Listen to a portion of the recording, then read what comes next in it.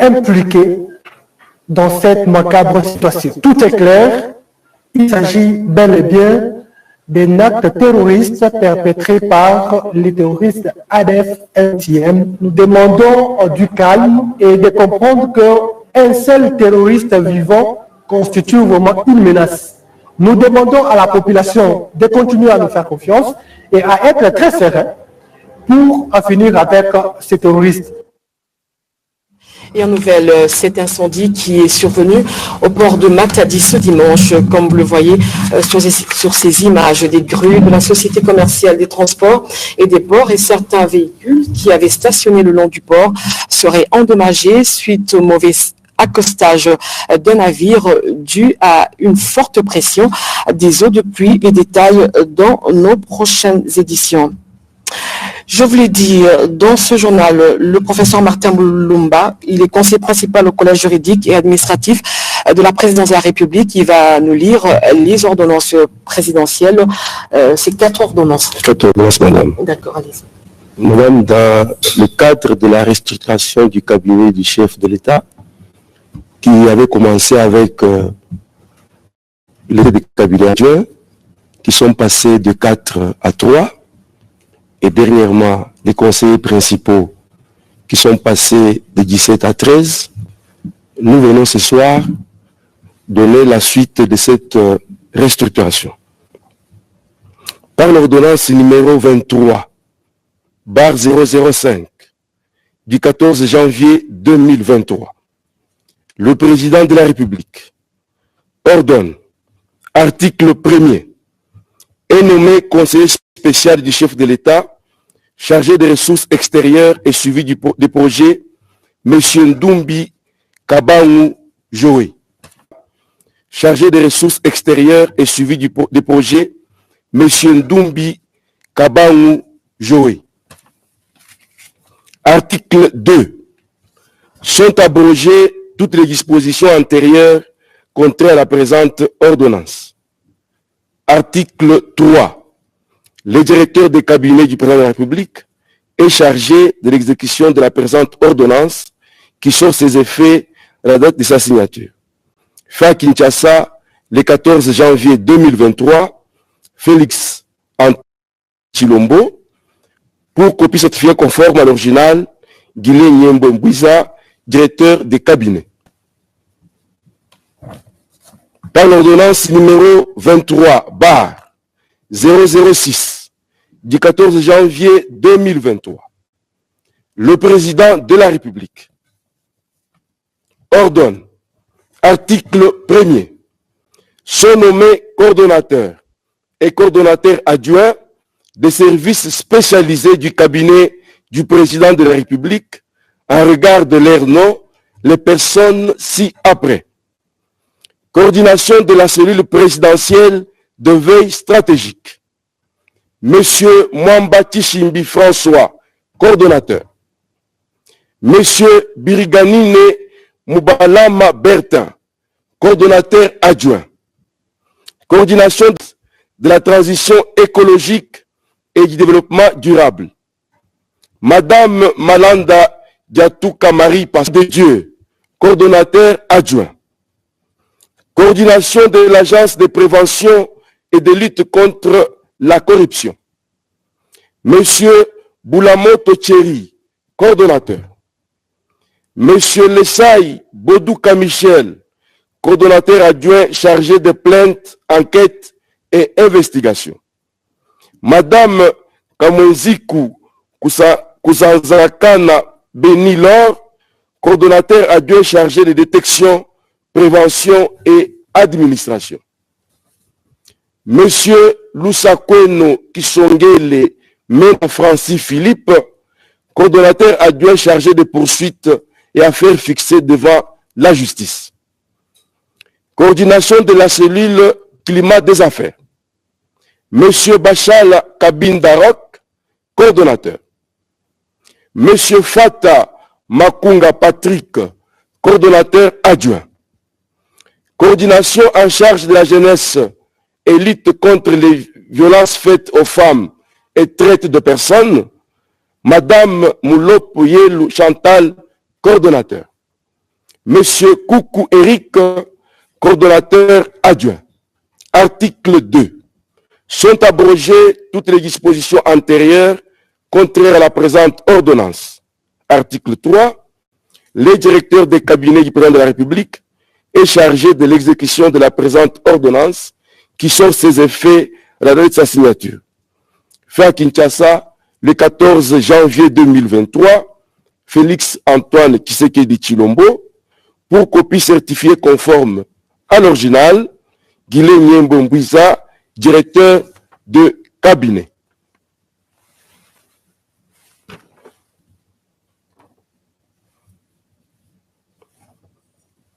Vu l'ordonnance numéro 20-013, terre du 19 mars, par l'ordonnance numéro 23-007 du 14 janvier de 2023, le président de la République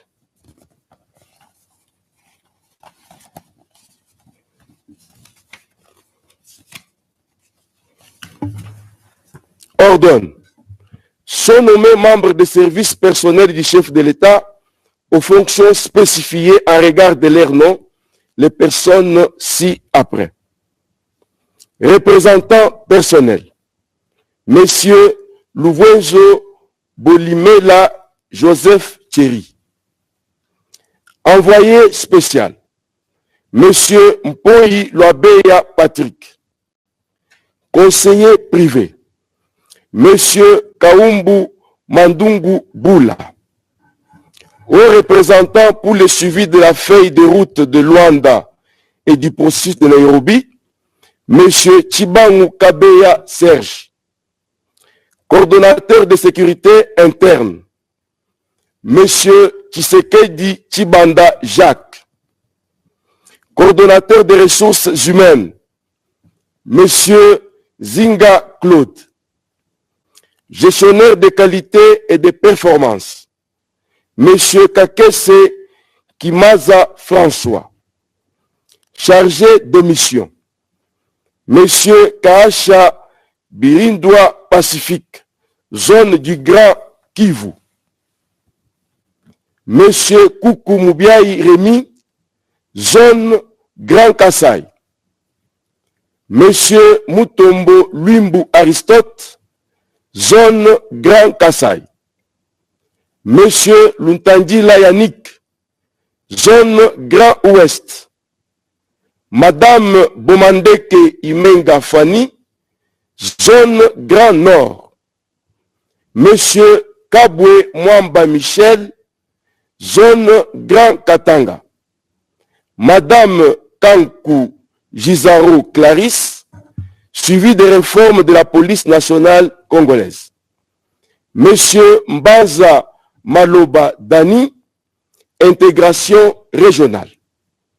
Assistant personnel, Monsieur Mundela Kabamusu Paul, Monsieur Moulumba Chimpaka Miché, Monsieur Chabeya Mulombo Lina Mouvaro.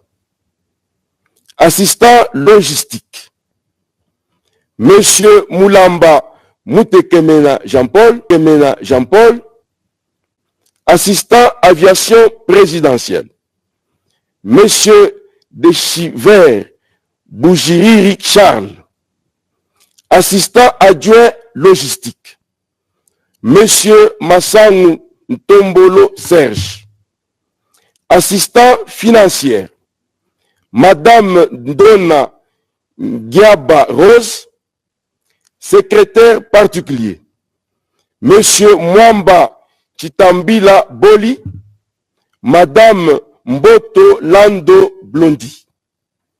Secrétariat administratif, Monsieur Moukeneshai Kabongo Silva, coordonnateur du secrétariat administratif, Madame Elando Tapango Mélanie, secrétaire administratif, Madame Chibola Clémentine, secrétaire administratif.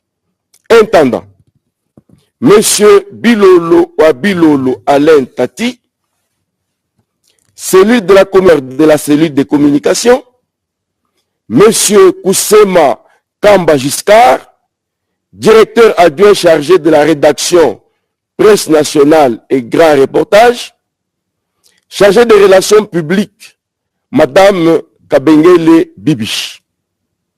Service médical présidentiel, Docteur Simba Luzolo Christian, médecin directeur du service médical présidentiel et médecin personnel du chef de l'État, Docteur Badibanga Sambuka Patrick, médecin directeur adjoint du service médical présidentiel et médecin personnel du chef de l'État.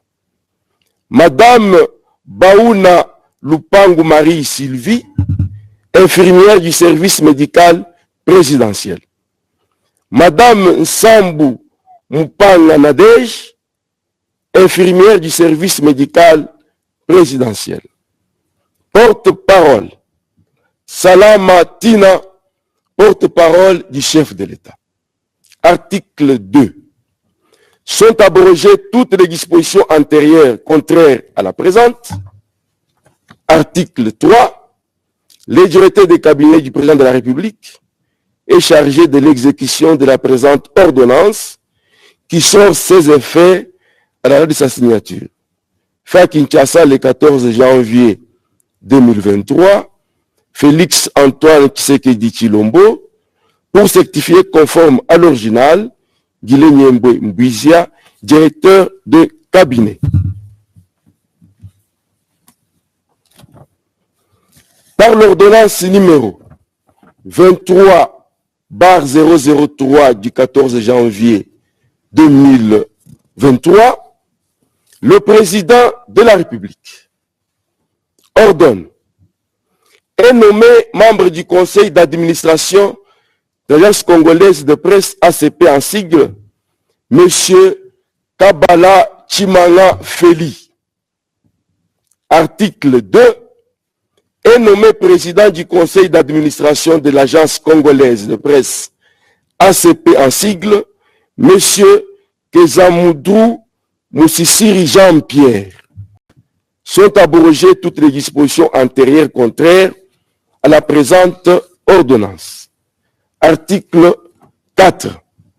Le ministre de la Communication et Médias est chargé de l'exécution de la présente ordonnance qui sort ses effets à la date de sa signature. Fait à Kinshasa le 14 janvier 2023, Félix Antoine Tshisekedi Tshilombo, pour copie certifiée conforme à l'original, Guilhem Mbouizia, directeur de cabinet. Madame, avec ces 4 ordonnances, Oui. je peux maintenant vous donner la nouvelle structure du cabinet du président de la République. Il y a le directeur de cabinet, il y a 3 directeurs de cabinet adjoints, il y a 2 conseillers spéciaux, parmi lesquels le conseil spécial à l'intérim en matière de sécurité. Il y a 13 conseillers principaux, il y a 5 coordonnateurs de services spécialisés de la présidence de la République, avec pour chacun un adjoint. Il y a le service personnel du président de la République, comprenant un représentant personnel, un envoyé spécial, un conseiller privé et un représentant pour les accords de paix de Luanda et du processus Nairobi, un coordonnateur de sécurité interne, un coordonnateur des ressources humaines, un gestionnaire de qualité et de performance, 8 chargés de mission, 7 assistants, 2 secrétaires particuliers, un secrétariat administratif avec un coordonnateur et des secrétaires administratifs.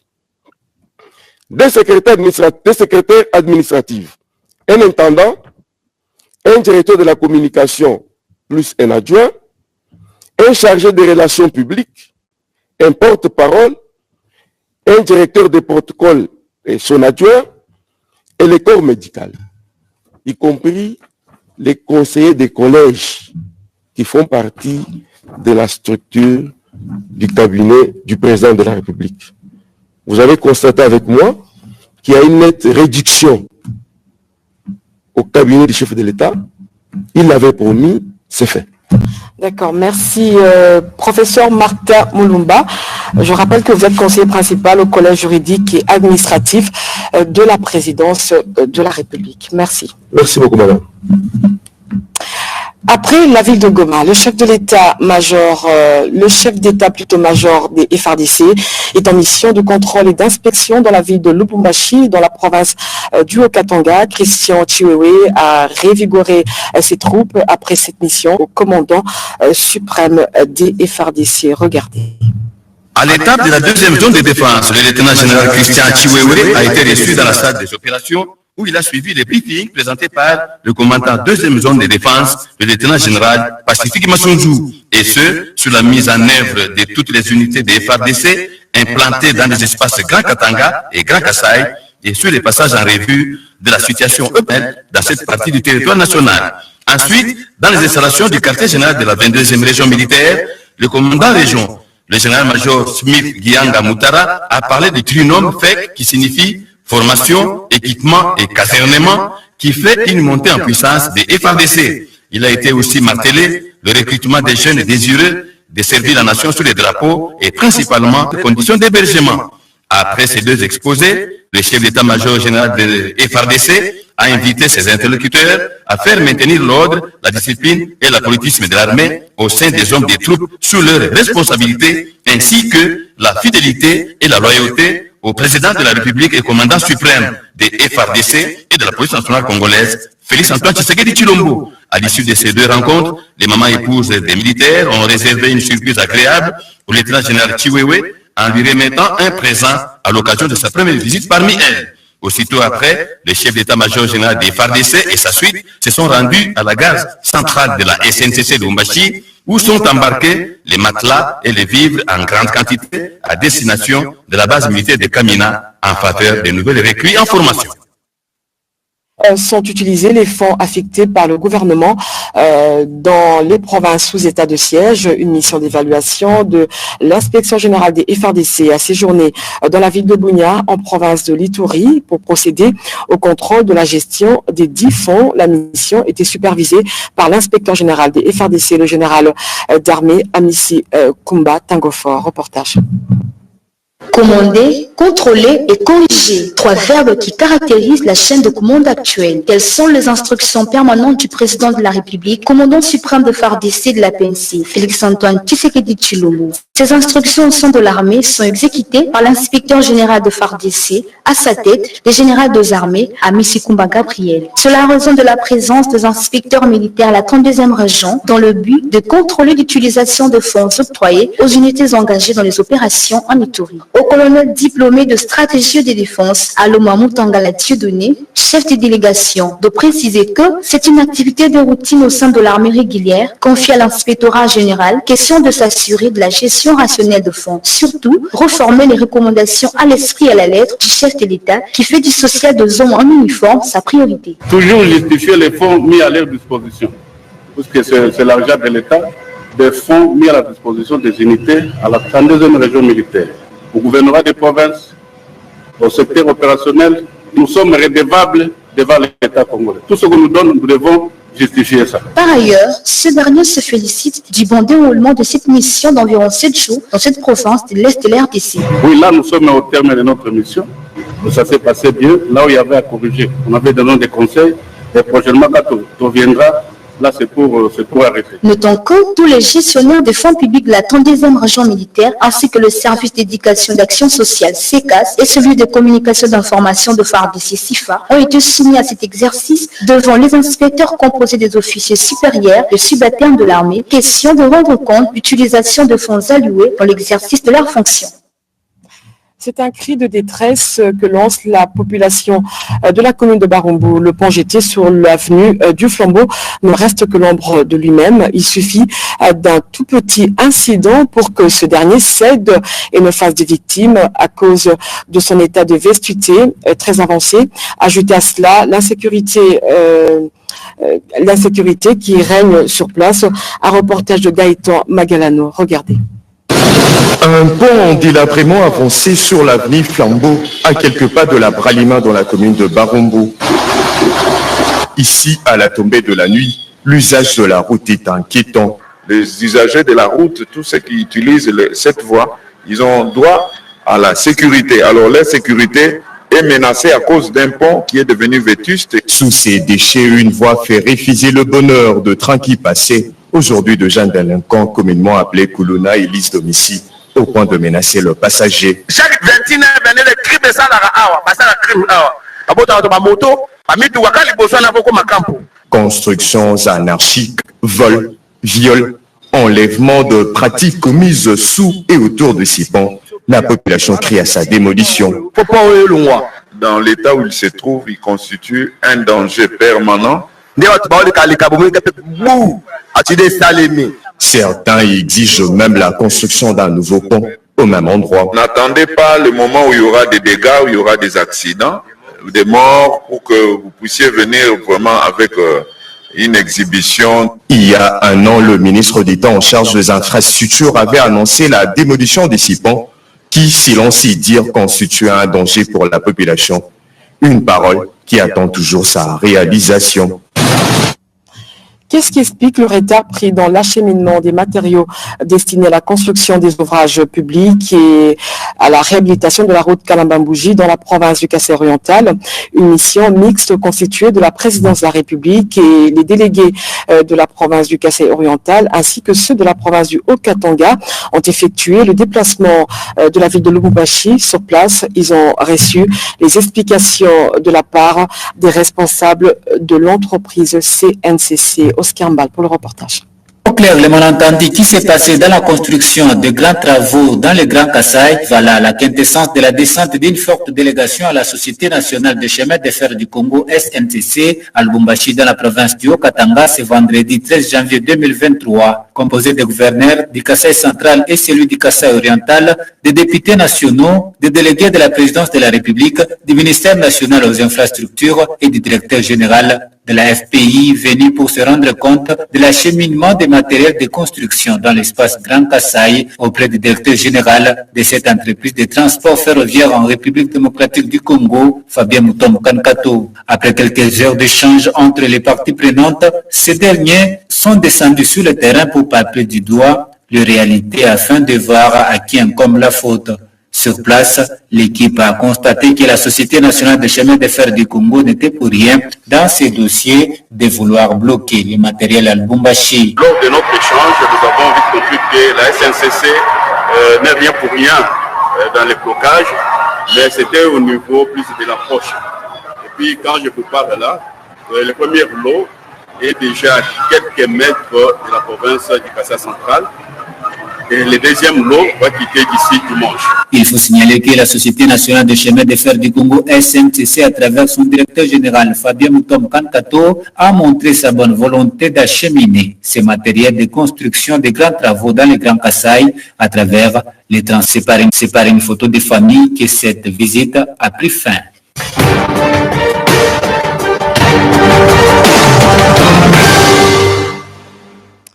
Le président de la République, Félix-Antoine Tshisekedi, a présidé la 3e réunion du comité de pilotage du Conseil présidentiel d'éveil stratégique à la Cité de l'Union africaine. Et puis, ce partenariat entre la RDC et les Émirats arabes unis pour de l'or équitable. La cérémonie de lancement de la première exportation d'or issue de l'exploitation artisanale a eu lieu au Palais de la Nation la semaine du président avec Pierre Kibambé-Somé. A procédé à l'expédition de son premier lot d'or équitable vers les Émirats arabes unis par le biais de sa nouvelle société des droits congolais, Primera Gold RDC SA. C'était au cours d'une cérémonie officielle au chapiteau de l'Union africaine en présence du président de la République Félix-Antoine Tshisekedi Tshilombo.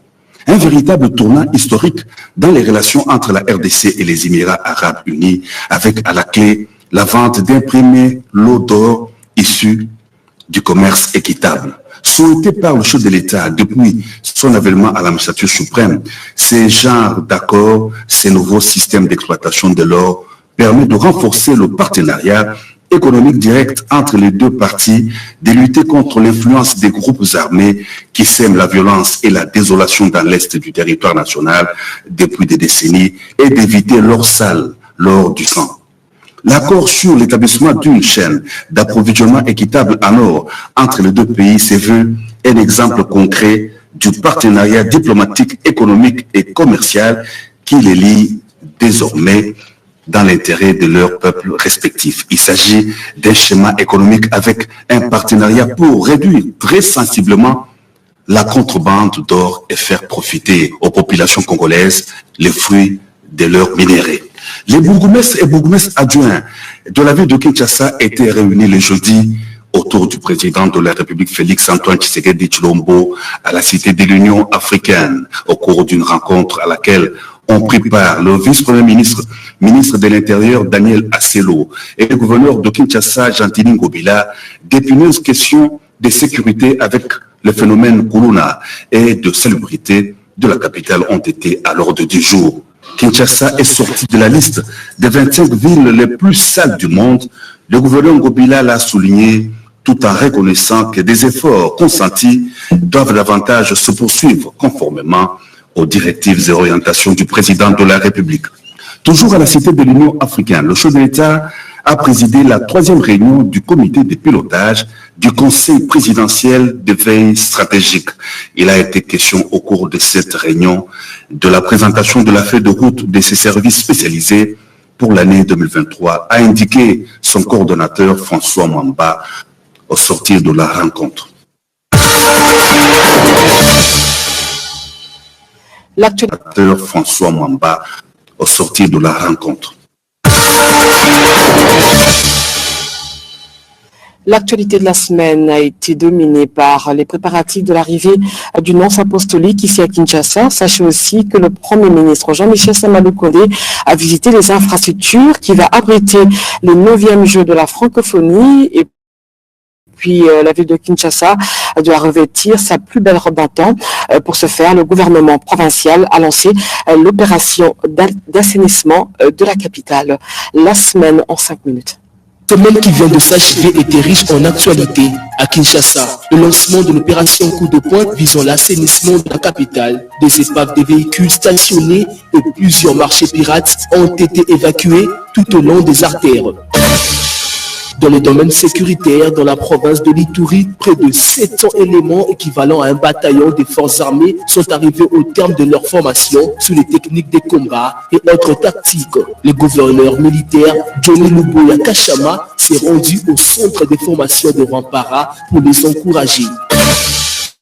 Par ailleurs du pape François, en République démocratique du Congo, a fait l'objet d'une communication entre le ministre des Médias, le nonce apostolique et les coordonnateurs techniques. De l'autre côté, le Premier ministre Sama Lukonde a visité en semaine les différents sites devant accueillir les 9e Jeux de la francophonie qui se tiendront au mois de juillet à Kinshasa, capitale de la République démocratique du Congo. Dans le Kasaï, précisément dans la ville de Chikapa, un maire du Kasaï est allé pour se rendre compte de la situation. Toujours en province, cette semaine dans le Nord Kivu, un incendie d'origine inconnue s'est déclaré dans le marché de Mayangosé à Beni. 7 personnes ont perdu la vie.